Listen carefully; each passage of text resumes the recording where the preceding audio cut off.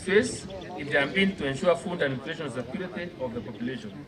Due to variable environmental conditions, their sows are prone to periodic drought, floods, and animal disease outbreaks.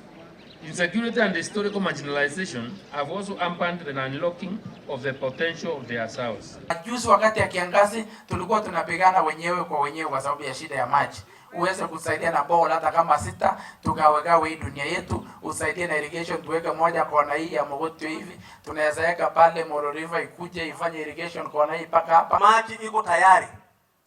Lakini ile imebaki sasa ni kusambaza maji kwa kila sehemu. Hata Mogotio hapa tukifanya demonstration vizuri watakuwa na maji ya kutosha, ni kweli?